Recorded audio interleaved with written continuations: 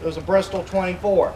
Now you can only imagine, some of you did know me as a little boy, but imagine I'm a historian. The only difference between me and at about 3 or 4 years old is I now have less hair and some gray hair.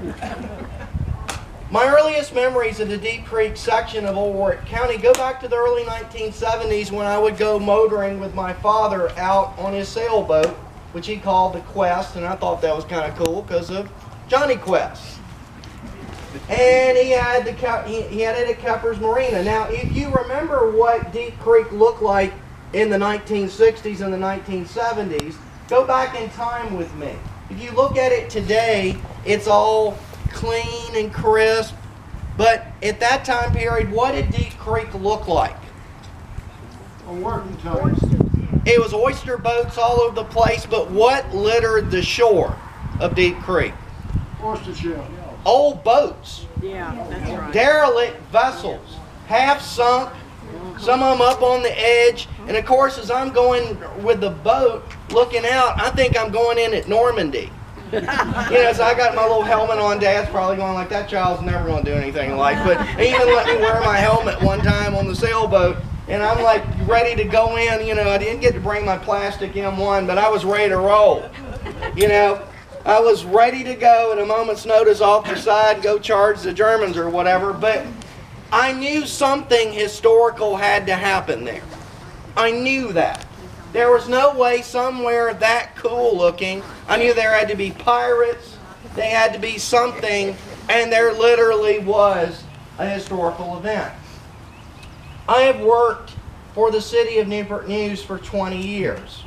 Mary was the first person to shake my hand when I walked in the door at the Virginia War Museum the day before Christmas Eve of 1996. I was still working at Farm Fresh. I've often studied the Deep Creek area of Newport News, and one of my current assignments, we're working on an interpretive marker not only for Endview, but also for Deep Creek with the Washington-Rochambeau Trail. And what we want to do is recognize the Marquis de Saint-Simon.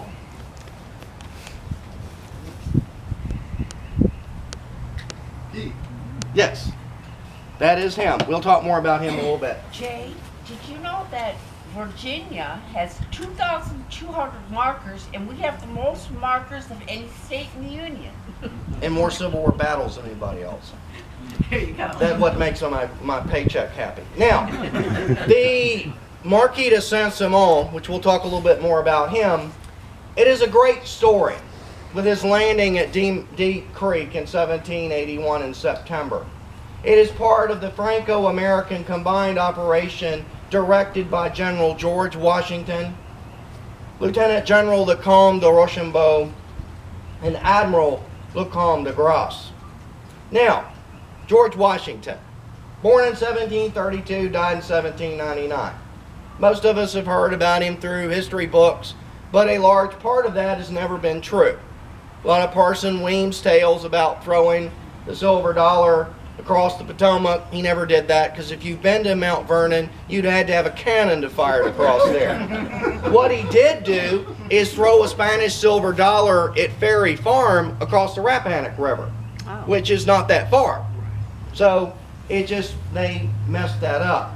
Now, he was a surveyor. He was a veteran of the French and Indian War. When he was in the French and Indian War, he was about a 23-year-old man, and he was a colonel of the Virginia militia, and he wrote to the governor of Virginia and said that when he was in combat, he heard the bullets whistle above my head, and it sounded like music. Well, King George II, not the third, when he heard that, said, well, if that young man heard them very much, it might not be music to his ears. Now, Did he chop down the cherry tree? not yet.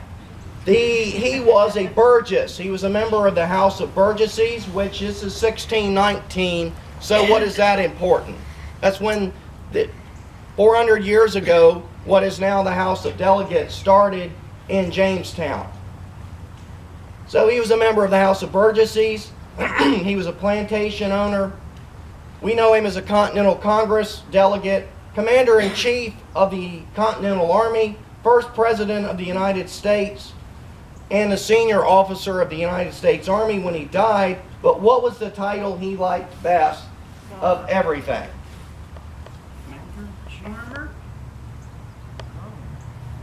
He was the best dancer in the colony. If they had had Dancing with the Stars in colonial Virginia, he would have tore them up. He's over 6 feet tall, and he's handsome. All the ladies wanted to dance with him. Some of them had to stay up till 2 o'clock in the morning to dance with him. And if you go to Berkeley Plantation, they'll tell you about that. Now, excuse me for my voice. I'm sorry. Can everybody still hear me in the back? Okay. And if we could hold the questions until the end, it would get my voice going and we keep moving. Now, the other member of the ensemble is Jean-Baptiste Dantien de Vermeer. Now imagine Darcy trying to introduce him. Jean-Baptiste Dantien de Vermeer, Le Comte de Rochambeau, born in 1721, died in 1807, was a combat veteran of the War of Austrian Succession, the 7 Years' War, commander of the French Expeditionary Force in the Revolutionary War. He refused the surrender sword, we'll pretend this is it, the surrender sword at Yorktown, and he was elevated to a Marshal of France. He was given 2 British cannons and survived the French Revolution. He almost was guillotined. The other member of the triumvirate we should talk about is Francois Joseph Paul Comte de Grasse. He was the admiral who led the French Navy from the Caribbean up to the Chesapeake Capes. He's the one that actually won the American Revolution for us. Now, he was a member, he had been in the French Navy since the War of Austrian Succession and the 7 Years' War. In 1779, he sailed to the Caribbean, where he commanded a squadron and later the French West Indies fleet. With him was this individual, the Marquis de Saint-Simon. 3,300 men and 12 cannons. This is the Marquis, he's an older man.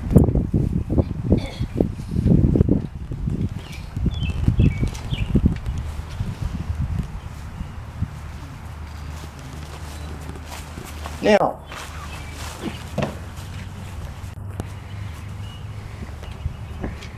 they sailed from the Caribbean and arrived off the Chesapeake Capes on August 31st, 1781. His role in subsequent operations has largely been forgotten. You never hear much about him, but it led ultimately to the Earl Charles Cornwallis's surrender at Yorktown on October 19th, 1781. And this would thwart the British Southern Campaign during the American Revolution. Now, in 1781, how long had the American Revolution gone on? The Revolutionary War, I should say. 6 years. 6 years. How did that work for them? Not well.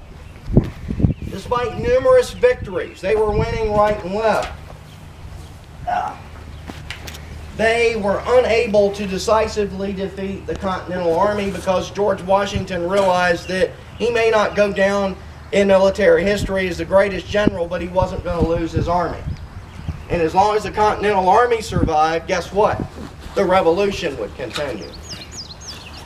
However, at the Battle of Saratoga in 1771, that led France, later the Dutch Republic, and the Spanish into war against Great Britain, which expanded the scope of the conflict into Africa, Asia, the West Indies, and even into Gibraltar.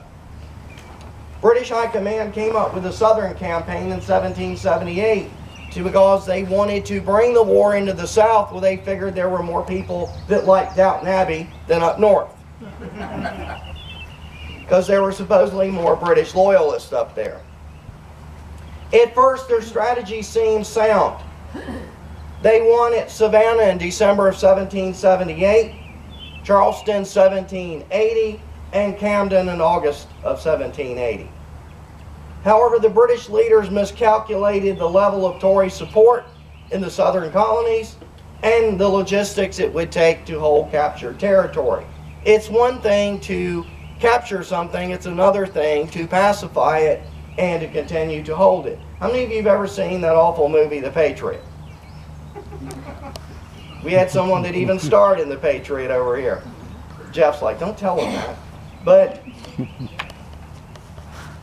so it was a little bit more difficult than they thought. And also the British Royal Navy not only had to defend in North America, but the Caribbean, Gibraltar, and even the English Channel and off of Ireland. Dependent upon naval support, His Majesty's forces were concentrated around New York City and in coastal Carolina. Yet a series of events brought the conflict to Virginia and even to Warwick County. Now, in 1775, Virginia was the oldest and largest of the 13 colonies. There were 250,000 Virginians of European descent, 180,000 enslaved Africans. The Old Dominion contained more than half of the slaves in North America. Thus, Virginia was a wealthy agricultural colony with 4 large navigable rivers that were tied to the triangle trade. Now, we're the Warwick County Historical Society. That was one of the smallest counties in Virginia.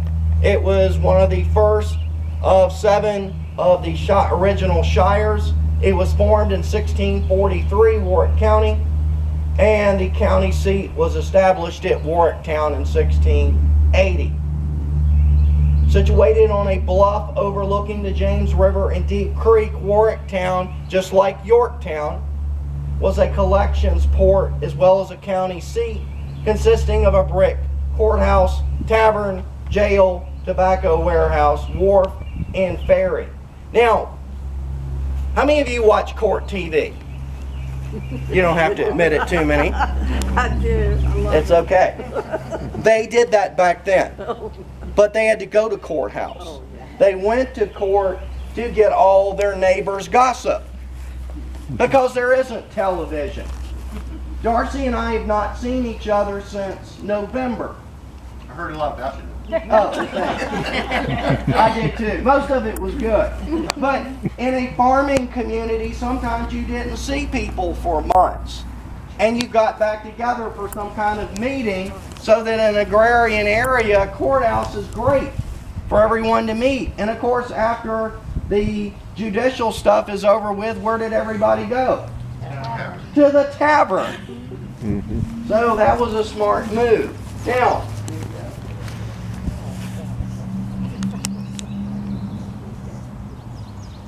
Warwick County was in 1775 worried about the American Revolution. They formed a committee of safety. The local militia mustered 100 badly armed men. So it seems like we couldn't even do anything right back then either sometimes.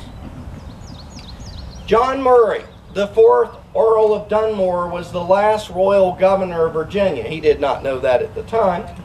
And he fled from Williamsburg and directed his Tory forces to raid the Chesapeake Bay. In December 9, 1775, Lord Dunmore was defeated at Great Bridge and later at Gwen's Island in the summer of 1776. Warwick County would remain relatively peaceful until Virginia's vital role in supplying the Continental Army made it a target for the British. Now, while the American Revolution raged in the northern colonies, what did Virginia provide that would help sustain the Continental Army? What was Virginia good for during the Revolution? Jeff is going to win the rubber exploding clay pipe. Tobacco. Now, what military purpose could you get from tobacco? Money. You could sell it and buy things. You could buy arms, ammunition, equipment. And we also had a lot of horses and draft animals and people. So Virginia was vital to the Continental Army. So the British realized this, and between 1779 and 1781, they raided Hampton Roads, capturing or destroying naval stores, ordnance, and tobacco. Indeed, right where the C&O coal piers were later located after 1881, and where the Newport News shipyard was put in 1886, the Royal Navy blockaded Hampton Roads and landed 1,000 British troops at Newport News Point. Frightening thought. And later, Benedict Arnold, a former Continental Major General and now a British Brigadier General. The Canadians and the British always think he came to his senses. How did that work out for him? He arrived with 1,500 troops. So they raided this area until Lord Cornwallis would come up from the Carolinas after Benedict Arnold raided up the James River. He burned Richmond, Virginia in January of 1781. Virginians like to think of their military leaders. Had some really great generals come out of Virginia. However, our militia and volunteers haven't always done their best. The British Army under Arnold arrives in Richmond. Right out later on where they will have Civil War hospitals and other things, the Virginia militia is there to meet them. They get outflanked, and Governor Jefferson, goes to Charlottesville. The British cavalry under Banastre Tarleton follow him, and why is it that Governor Jefferson was not captured? He hid in a bush outside of Monticello. Hardly an auspicious beginning to your career is the governor. Hiding in a bush. Sad. However, down by the Lake Maury at Waters Creek, as it would be known in spring of 1781, Captain Edward Mallory and the local militia defeated a British foraging party in the spring and were able to at least put up some kind of a fight. It was bad enough, Mary, when she was doing research back 30 years ago on the Centennial Project, remember the letter you found that Lord Cornwallis sent to the people of Warwick County? It was sad. Please stay inside.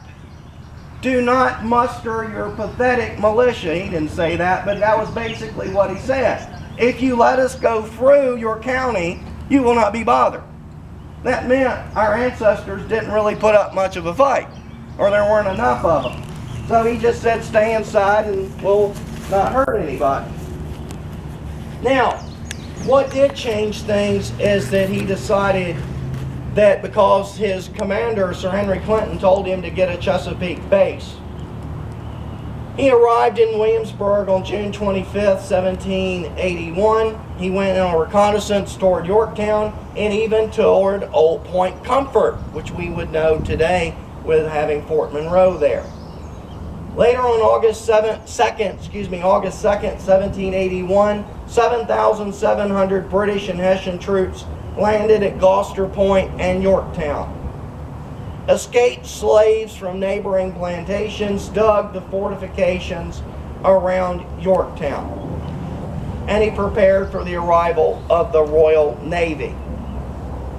Now, when the slaves dug the earthworks, how were they paid? They were paid usually in some kind of decent coin, but what were they paid to do? They had to dig by the yard. So they were paid to make these as long as they could. What did that mean about the depth of them?